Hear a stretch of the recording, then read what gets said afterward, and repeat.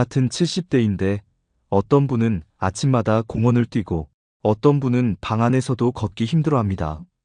이 차이는 어디서 오는 걸까요? 운동량? 체질? 유전?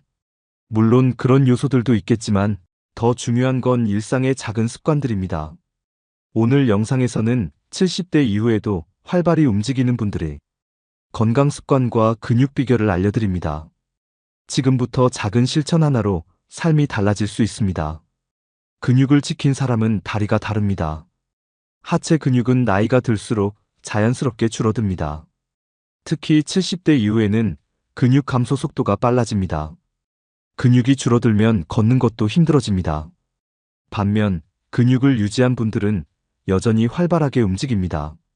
근육은 단순히 힘만이 아니라 균형과 안정성에도 영향을 줍니다. 하체 근육이 약해지면 넘어지기 쉬워집니다. 낙상은 노년기에 큰 부상을 초래할 수 있습니다. 따라서 근육을 유지하는 것이 매우 중요합니다. 근육을 유지하려면 꾸준한 운동이 필요합니다. 특히 하체 근육을 강화하는 운동이 효과적입니다. 스쿼트나 계단 오르기 같은 운동이 도움이 됩니다. 이러한 운동은 근육을 자극하고 유지하는 데 효과적입니다. 또한 일상생활에서도 활동량을 늘리는 것이 좋습니다. 예를 들어 엘리베이터 대신 계단을 이용하는 습관을 들일 수 있습니다. 집안일을 할 때도 적극적으로 움직이는 것이 도움이 됩니다. 근육을 유지하면 일상생활이 훨씬 수월해집니다.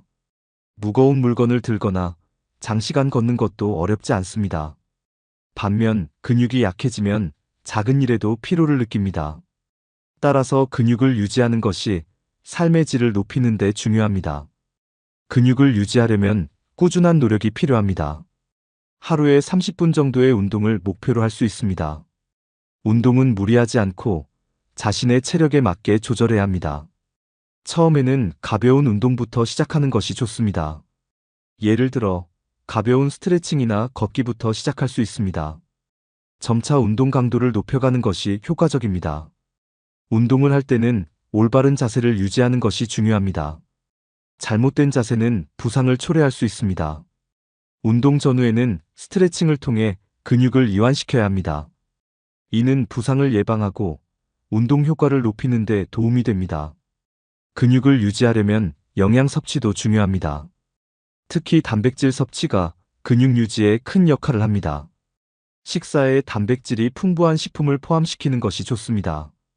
예를 들어 생선, 두부, 달걀 등이 있습니다. 이러한 식품은 근육 형성에 필요한 영양소를 제공합니다. 또한 충분한 수분 섭취도 중요합니다. 물을 자주 마시는 습관을 들이는 것이 좋습니다. 수분은 근육의 기능을 유지하는 데 도움이 됩니다. 근육을 유지하려면 충분한 휴식도 필요합니다. 운동 후에는 충분한 휴식을 통해 근육을 회복시켜야 합니다. 수면도 근육 회복에 중요한 역할을 합니다. 하루에 7시간에서 8시간 정도의 수면을 취하는 것이 좋습니다. 규칙적인 수면 습관을 유지하는 것이 중요합니다. 스트레스 관리도 근육 유지에 영향을 줍니다. 스트레스는 근육의 긴장을 초래할 수 있습니다. 명상이나 호흡 운동을 통해 스트레스를 관리할 수 있습니다. 긍정적인 마인드를 유지하는 것도 도움이 됩니다. 사회적 활동에 참여하는 것도 근육 유지에 긍정적인 영향을 줍니다. 친구나 가족과의 교류는 활동량을 늘리는 데 도움이 됩니다. 이러한 활동은 정신 건강에도 긍정적인 영향을 줍니다. 결국 근육을 유지하는 것은 전반적인 건강을 지키는 데 중요합니다. 매일의 습관이 움직임을 만든다. 잘 걷는 사람과 걷지 못하는 사람의 가장 큰 차이는 하루의 습관입니다. 매일 아침 같은 시간에 일어나 가볍게 몸을 푸는 것부터 다릅니다. 걷기 전 간단한 스트레칭이나 물 한 잔 마시는 습관도 몸의 리듬을 만듭니다. 잘 움직이는 분들은 하루 중 특정 시간에 반드시 몸을 씁니다. 아침 산책, 점심 후 정리정돈, 저녁 가벼운 정원 손질까지 활동이 꾸준합니다. 그 시간들을 놓치지 않기 때문에 움직임도 자연스럽게 이어집니다. 반면 걷기 어려운 분들은 하루 대부분을 앉아서 보내는 경우가 많습니다. TV 앞이나 침대에서 보내는 시간이 길어지면 근육은 빠르게 줄어듭니다. 몸을 안 쓰면 안 쓸수록 더 움직이기 싫어지는 것이 인체의 특성입니다. 하루 종일 걷지 않아도 움직이기만 해도 달라질 수 있습니다. 설거지를 하며 까치발을 들어보거나 의자에 앉았다 일어서기를 반복해도 좋습니다. 매일 습관처럼 하는 동작이 쌓여서 체력을 지탱합니다. 정해진 시간에 걷고 정해진 시간에 쉬는 것도 중요합니다. 수면과 식사 활동 시간을 일정하게 유지하면 에너지도 유지됩니다. 하루에 몇 번이라도 몸을 의식적으로 움직이는 것이 핵심입니다.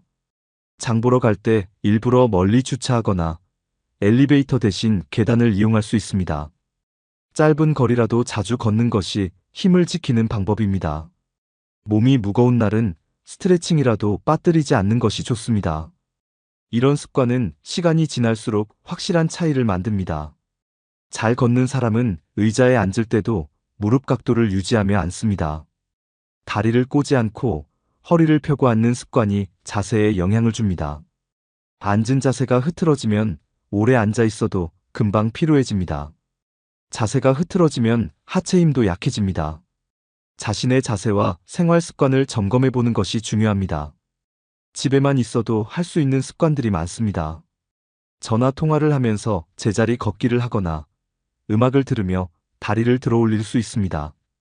처음에는 불편해도 반복하면 몸이 익숙해집니다.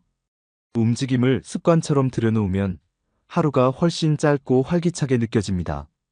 움직이는 시간과 쉬는 시간의 균형도 중요합니다. 너무 많이 앉아 있으면 그만큼 일어나기도 힘들어집니다. 앉을 때마다 몇 초간 엉덩이와 허벅지에 힘을 줘보는 것도 좋은 자극이 됩니다. 움직이는 것을 의무가 아니라 일상으로 받아들이는 시선이 필요합니다. 잘 걷는 사람들은 운동이라기보다는 생활의 일부로 움직입니다. 힘든 운동보다 반복 가능한 습관이 훨씬 오래갑니다. 처음에는 하루에 한 가지씩만 실천해보는 것이 좋습니다. 예를 들어 밥 먹고 바로 눕지 않고 10분 정도 걷기만 해도 큰 차이를 만듭니다. 이렇게 단순한 습관이 한 달, 세 달, 1년 후를 바꿉니다. 하루 일과를 짜는데 운동 시간을 아예 넣어보는 것도 방법입니다. 알람을 맞추거나 달력에 체크하며 동기부여를 할 수 있습니다. 계획을 세우면 지키려고 하는 힘이 생깁니다. 그 힘이 모여서 움직임을 만들고 그 움직임이 건강을 지킵니다. 결국 잘 걷는 사람은 특별한 체질이 아니라 꾸준한 습관을 가진 사람입니다. 식사에 따라 몸이 달라진다.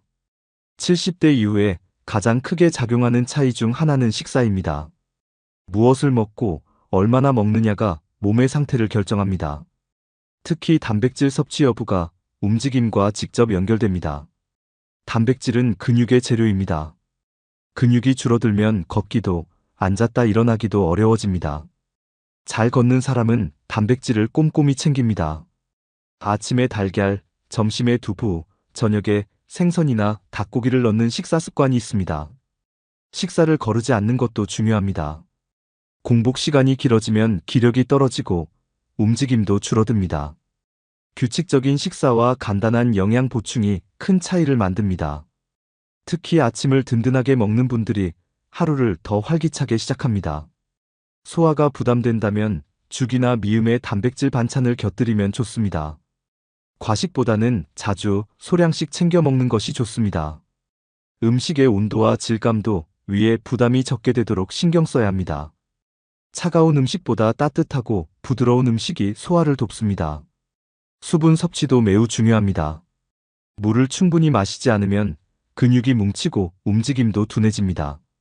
식사와 함께 김치, 나물, 채소를 곁들이면 식이섬유도 챙길 수 있습니다. 노년기에 중요한 비타민과 미네랄도 자연스럽게 보충됩니다. 영양제를 먹기 전에 식단을 먼저 점검해 보는 것이 좋습니다. 편식하는 습관은 점점 움직임을 떨어뜨릴 수 있습니다. 특히 고기 반찬을 피하는 경우가 많은데 적당량은 반드시 필요합니다. 씹기 어렵다면 잘게 썰거나 익혀서 조리하면 충분히 먹을 수 있습니다. 요즘은 단백질 보충 식품도 다양하게 나와 있어 활용할 수 있습니다. 우유, 두유, 요거트도 좋은 선택이 될 수 있습니다. 하루에 몇 번 단백질을 섭취했는지 체크하는 습관도 도움이 됩니다. 식사만 잘 챙겨도 몸의 움직임은 달라집니다. 식사 후 가벼운 활동을 함께하면 소화도 돕고 근육 자극도 생깁니다. 잘 걷는 사람은 식사도 운동처럼 생각합니다. 그만큼 식단은 움직임을 만드는 연료가 됩니다. 지금 식습관을 바꾸는 것이 곧 건강한 움직임을 만드는 첫걸음입니다. 뛰는 사람은 스트레칭을 다르게 한다. 잘 뛰는 사람은 스트레칭을 다르게 합니다. 단순히 몸을 푸는 수준이 아니라 하루의 일부처럼 실천합니다. 특히 아침에 일어나자마자 간단한 스트레칭으로 하루를 시작하는 분들이 많습니다. 허리를 돌리고 무릎을 굽혔다 펴는 간단한 동작이지만 효과는 다릅니다. 스트레칭은 근육을 부드럽게 하고 관절의 움직임을 자연스럽게 만들어줍니다. 뻣뻣한 몸은 움직일 때 부담이 크고 부상의 위험도 높습니다. 그래서 잘 뛰는 사람은 관절을 부드럽게 유지하려고 노력합니다. 가장 기본적인 스트레칭은 목, 어깨, 허리, 무릎, 발목 순으로 돌려주는 것입니다.